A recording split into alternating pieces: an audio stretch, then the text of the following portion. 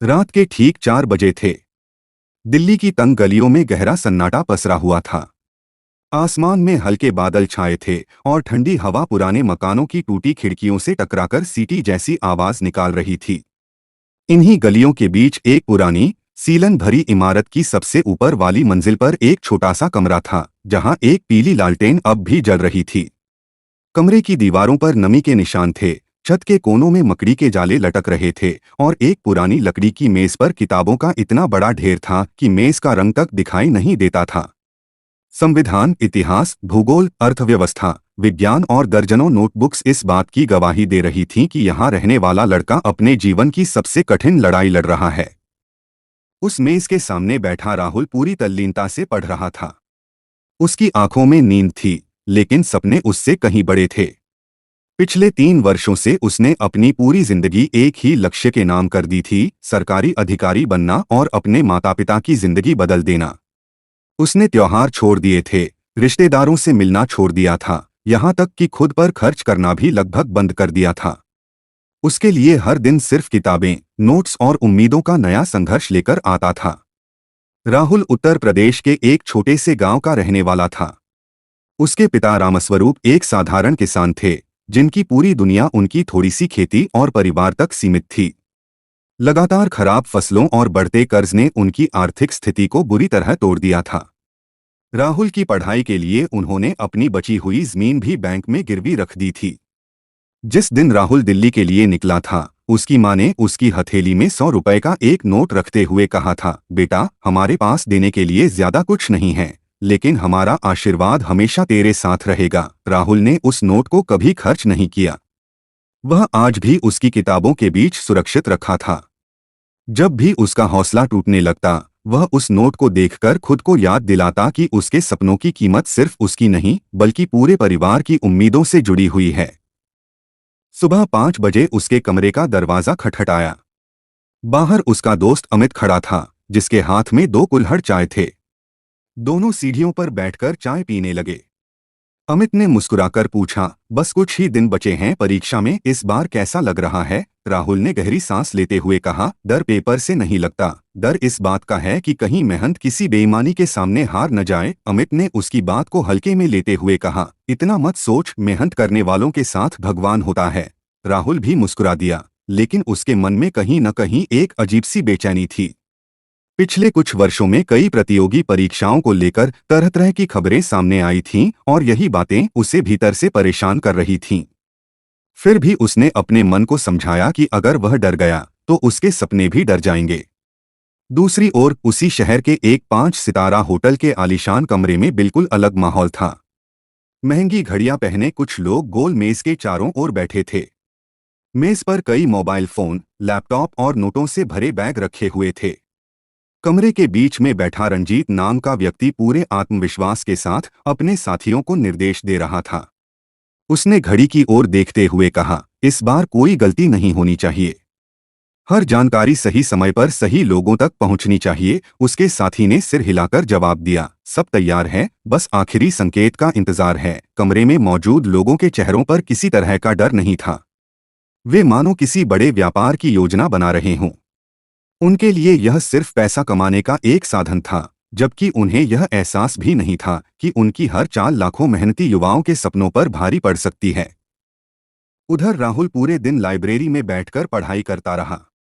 दोपहर में उसने अपने बैग से सूखी रोटियां निकाली और पानी के साथ खा लीं। इतने में उसकी मां का फोन आया। हमेशा की तरह पहला सवाल था, बेटा, खाना ठीक से खा रहा है ना? राहुल ने मुस्कुराकर झूठ बोल दिया, हाँ मां, यहाँ सब अच्छा है।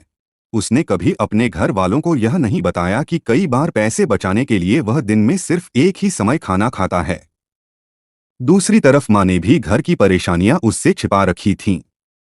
बैंक की किस्तें बाकी थीं, खेत की हालत खराब थी और पिता की तबीयत भी पहले जैसी नहीं रही थी। दोनों एक दूसरे से सच छिपा रहे थे, क्योंकि दोनों ही चाहते थे कि सामने वाला चिंता न करे। शाम ढलने लगी। राहुल कमरे की ओर लौट रहा था। रास्ते में उसने कुछ युवकों को हंसते हुए यह कहते सुना कि इस बार उन्हें पढ़ाई की जरूरत नहीं पड़ेगी, क्योंकि सब इंतजाम हो चुका है। राहुल कुछ पल के लिए रुका, लेकिन फिर बिना कुछ बोले आगे बढ़ गया। उसने सोचा शायद वे मजाक कर रहे होंगे। उसे क्या पता था कि यह मजाक नहीं बल्कि आने वाले तूफान की पहली आहट थी। उस रात जब पूरा शहर सो रहा था, राहुल अपनी किताबों का आखिरी रिवीजन कर रहा था। उसे पूरा भरोसा था कि मेहनत कभी धोखा नहीं देती। लेकिन उसे यह नहीं मालूम था कि उसी रात शहर के किसी और कोने में कुछ लोग लाखों सपनों का सौदा करने की तैयारी पूरी कर चुके थे और अगली सुबह सिर्फ एक परीक्षा नहीं बल्कि ईमानदारी और भ्रष्टाचार के बीच सबसे बड़ी लड़ाई शुरू होने वाली थी। परीक्षा में अब केवल 2 दिन बाकी थे। दिल्ली का माहौल पूरी तरह बदल चुका था। हर लाइब्रेरी देर रात तक खुली रहती, हर कोचिंग सेंटर के बाहर छात्रों की भीड़ लगी रहती और चाय की छोटी छोटी दुकानों पर भी सिर्फ परीक्षा की चर्चा सुनाई देती। राहुल सुबह से रात तक लगातार पढ़ाई कर रहा था। उसने अपने कमरे की दीवार पर एक कैलेंडर टांग रखा था, जिसमें परीक्षा वाले दिन पर लाल गोला बना हुआ था। हर बीतते दिन के साथ उसका उत्साह और घबराहट दोनों बढ़ते जा रहे थे। उसे विश्वास था कि अगर परीक्षा निष्पक्ष हुई तो उसकी मेहनत जरूर रंग लाएगी। दूसरी तरफ उसके पिता गांव में मंदिर जाकर रोज उसके लिए प्रार्थना कर रहे थे। मां ने व्रत रखना शुरू कर दिया था। पूरे परिवार की उम्मीदें अब राहुल की सफलता से जुड़ चुकी थीं। उधर शहर के एक आलीशान होटल में रंजीत और उसके साथी अपनी योजना के आखिरी चरण में पहुंच चुके थे। कमरे का दरवाजा अंदर से बंद था और मेज पर कई मोबाइल फोन लगातार बज रहे थे। अलग अलग शहरों से संदेश आ रहे थे कि जिन लोगों ने भारी रकम दी थी वे अंतिम सूचना का इंतजार कर रहे हैं। रंजीत ने अपने एक साथी से कहा, इस बार कोई गलती नहीं होनी चाहिए। समय सबसे महत्वपूर्ण है। उसके साथी ने सिर हिलाया और कुछ ही देर बाद एक गुप्त ऑनलाइन समूह में एक फाइल भेज दी। फाइल मिलते ही कई लोगों के मोबाइल पर संदेश पहुंचे और कुछ ही मिनटों में अलग अलग स्थानों पर बैठे लोग उसे पढ़ने लगे। कमरे में बैठे सभी लोग मुस्कुरा रहे थे, मानो उन्होंने कोई बहुत बड़ा सौदा पूरा कर लिया हो। राहुल को इन सब बातों की कोई जानकारी नहीं थी। परीक्षा से एक दिन पहले उसने पूरा दिन दोहराई में बिताया।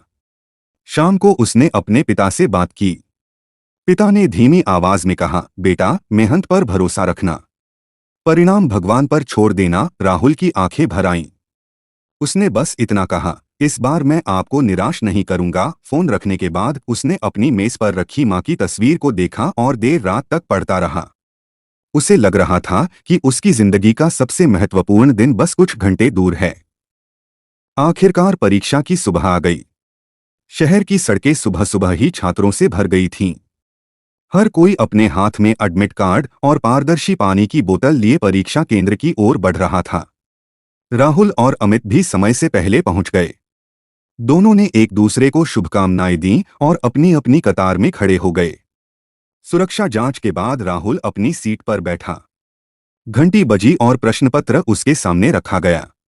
उसने जैसे ही पहला पन्ना खोला, उसके चेहरे पर हल्की मुस्कान आ गई। अधिकांश प्रश्न वही थे जिनकी उसने गहराई से तैयारी की थी। उसने पूरे आत्मविश्वास के साथ उत्तर लिखना शुरू कर दिया। 3 घंटे तक उसने बिना रुके पूरी एकाग्रता से परीक्षा दी। उसे महसूस हो रहा था कि वर्षों की मेहनत आज सही दिशा में जा रही है।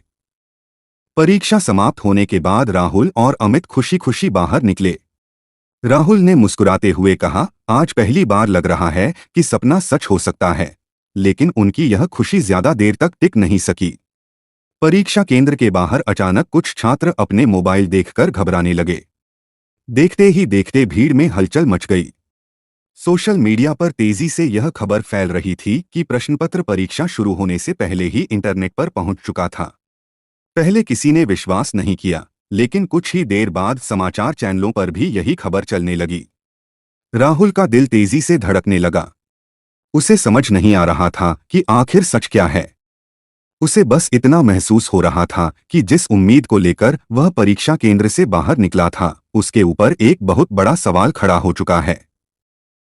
शाम तक पूरे देश में एक ही खबर चर्चा का विषय बन चुकी थी। प्रारंभिक जांच के बाद परीक्षा को रद्द करने की घोषणा कर दी गई। यह समाचार सुनते ही राहुल के हाथ से उसका एडमिट कार्ड नीचे गिर गया।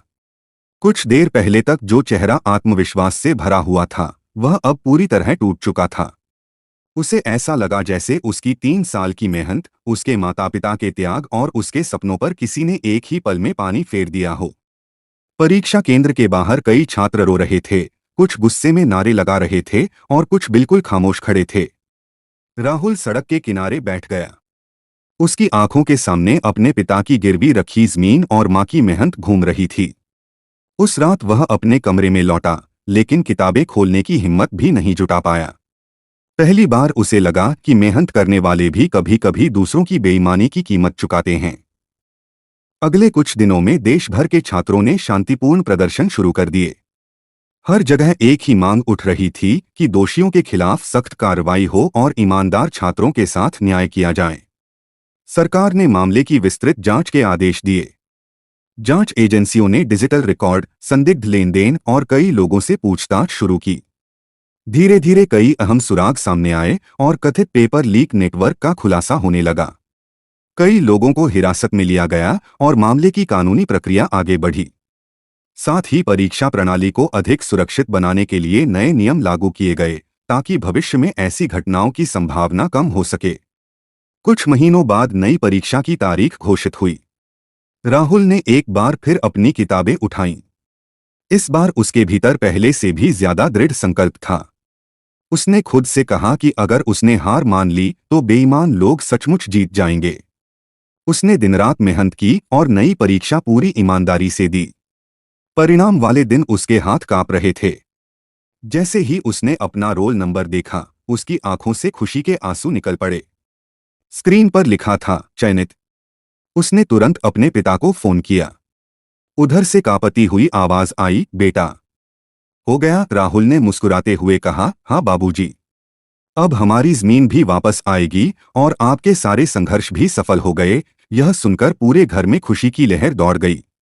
मां भगवान के सामने हाथ जोड़कर रो पड़ी और पिता की आंखों में वर्षों बाद सुकून दिखाई दिया। राहुल ने उस दिन महसूस किया कि जीवन में मुश्किलें कितनी भी बड़ी क्यों न हो, अगर इंसान हिम्मत नहीं हारता तो एक दिन मंजिल उसके कदम जरूर चूमती है। उसने अपने संघर्ष से सीखा कि कुछ लोग पैसे के दम पर रास्ते छोटे कर सकते हैं, लेकिन असली सफलता वही होती है जो ईमानदारी, धैर्य और लगातार मेहनत से हासिल की जाए। उसकी कहानी सिर्फ एक परीक्षा की नहीं थी, बल्कि उस हर युवा की कहानी थी जो हालात से लड़ते हुए अपने सपनों को जिंदा रखता है।